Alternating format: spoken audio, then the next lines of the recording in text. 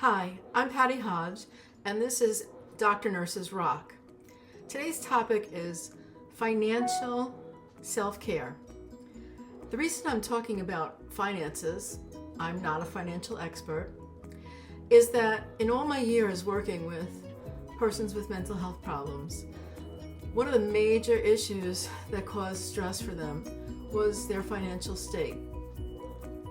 And now with our current socio-political and financial climate here in the country, United States, there are some real concerns about possible inflation, the cost of living, and how do we manage if things really worsen financially for us. There are statistics that say more than half of Americans will be homeless if they lose a paycheck. And that's a startling, frightening statistic. 59%.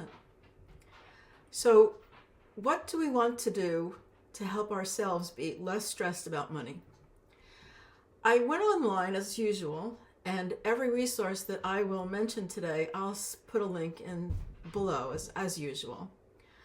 But what is it? What are the basic things that I'd like to share with you that I've learned in my own life in trying to help my adult autistic grandson learn how to use money properly, and in my conversations and experience with working with so many individuals over the year, some of the techniques that I've learned to help manage money and reduce stress related to money. So one of the things that I learned very early on was from an attorney who was dealing with my grandmother's elder care finances. And he said, get everything on one sheet of paper, all of your assets and all of your liabilities. And so you have at a glance what your financial state is. So if you don't know what an asset is or what a liability is financially, I'll explain that, but I'll also provide a link which will do that much better than I possibly can. So one page with your assets. That includes things that you own that are worth money. So if you own a house, obviously that's an asset.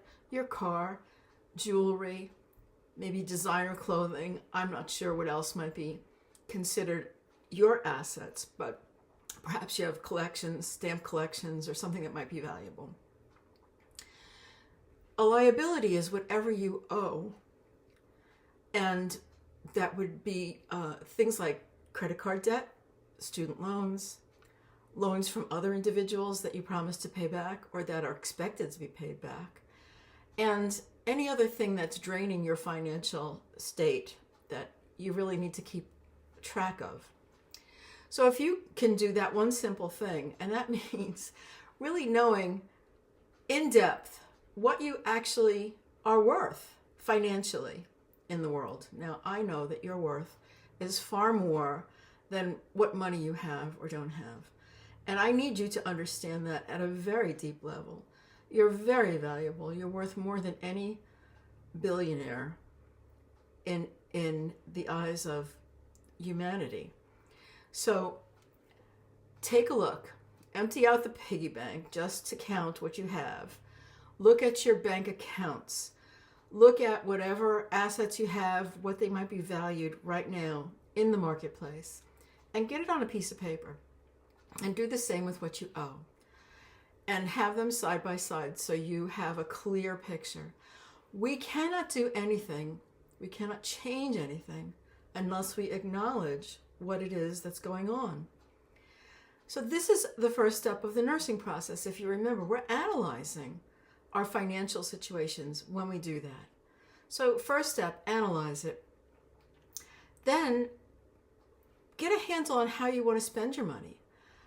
Budgeting is something that most people are not taught in school. I remember my very young grandson going to a particular place in the city here where they learned about cost of living and how to manage things. And the first thing he said to me when he got home was, I'm never having kids. He said, I couldn't afford it. And I had to laugh, and I said, I definitely understand. I hope he's changed his mind by now. He is an adult, and he has worked, and he knows the value of a dollar, and he's pretty much on top of financial issues. He's going to school to learn how to do even more about that. So I did look online to see what I could possibly suggest to you as tools, and a couple of sites, of course, have a lot of information that might be useful to you. So I think QuickBooks is one of them, and NerdWallet is another. And then there are apps, which I don't use, but I was made aware of by a friend of mine who is an accountant, who said, check this out, especially for your children or grandchildren that are going through college and need to have some kind of grasp on what money is about. So some of the suggestions that I've found online include having realistic financial goals. If you're working and your net pay at the end of the month is not enough to cover your expenses, you have decisions to make, obviously. One is to cut the expenses, the other is to make more money. I'm not sure if there's another option. Maybe you can tell me. I'd love to hear from you in the comments.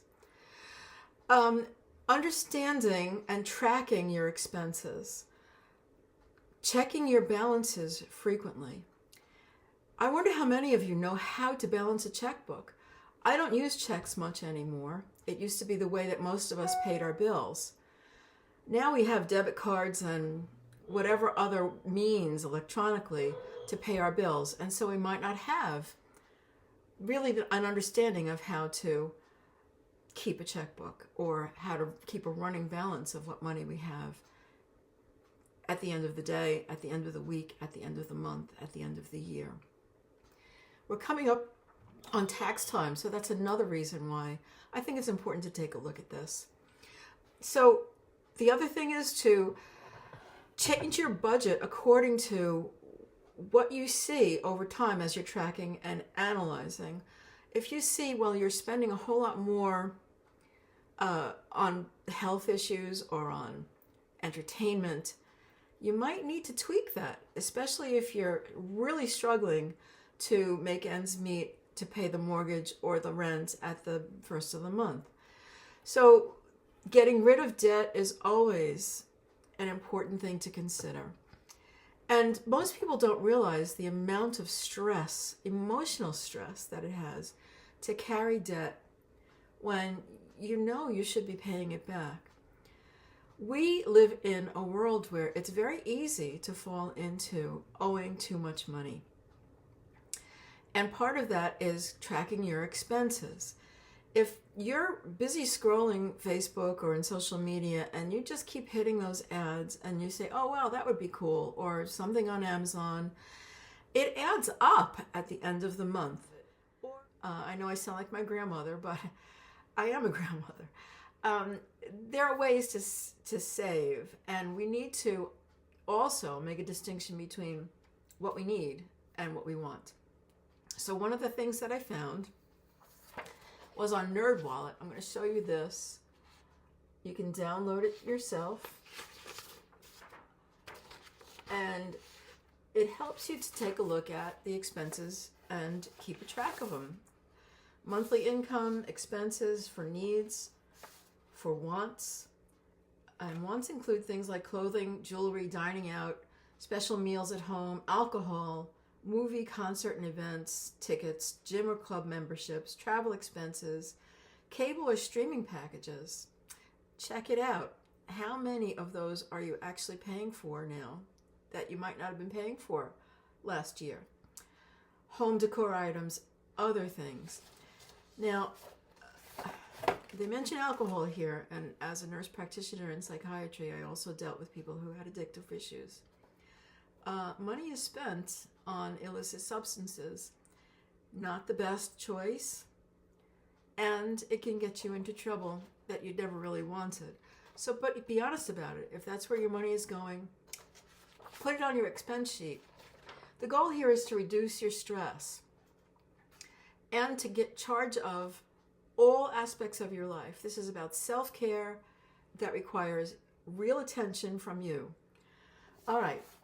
The last thing I want to talk to you about, because I want to keep this video short and sweet, and I want to hear from you about what other things I could help you look for to help you budget yourself better, or handle your finances more, or tell me how to help you understand the kind of stress that you might be under because of financial obligation or lack of finance.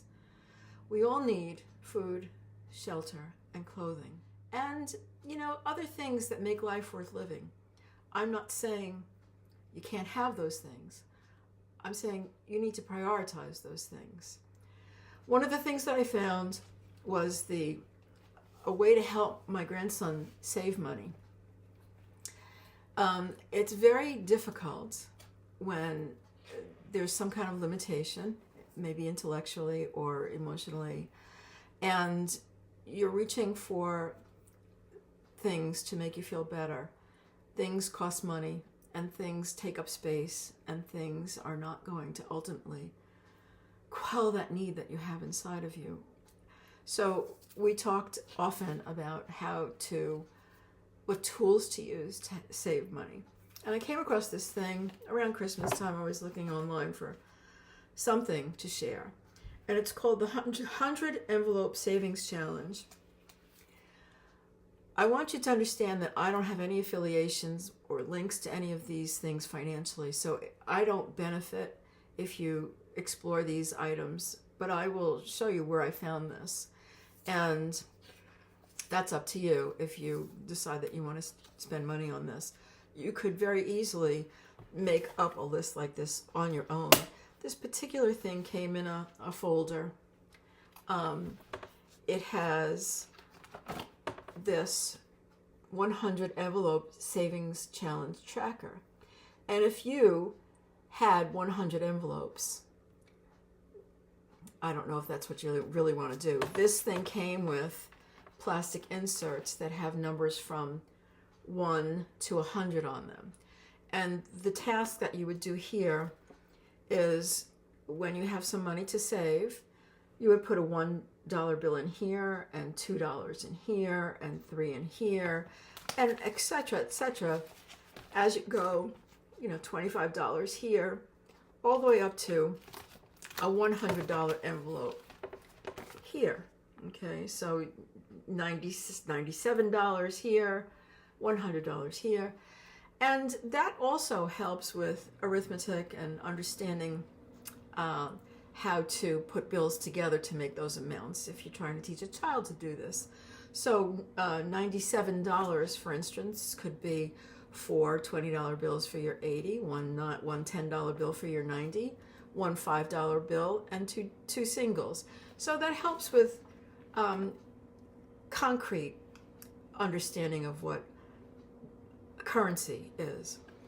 And if you did this challenge, however long it takes you, filling each envelope with the amount specified on the envelope, at the end you'd have over $5,050. That's a significant amount of money. And if you filled this book up 2 times or 3 times, think of the kind of savings that you would have in the end. And the only way you can save is not to spend it. Not so easy for some people. And, an expense comes up that you didn't expect.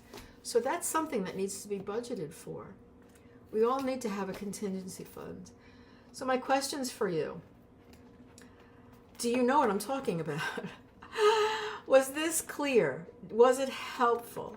Do you know how to balance your checkbook or a checkbook? Do you know what your current balances are? Do you know what your current net worth is? Do you know how much money you owe to other people or entities? Do you have a savings account? Are you willing to work on those things? Are you willing to help yourself have less stress around money? I want all of us to be rich in all the ways that life allows us to be rich. And money is only one of those ways. And it's not even the best way, apparently, because it creates such strife in people's lives. Let's hear from you. And let's make this the year that you get your finances under control. Talk to me about it. I'd love to hear what you think about this. Thanks so much. Have a great day.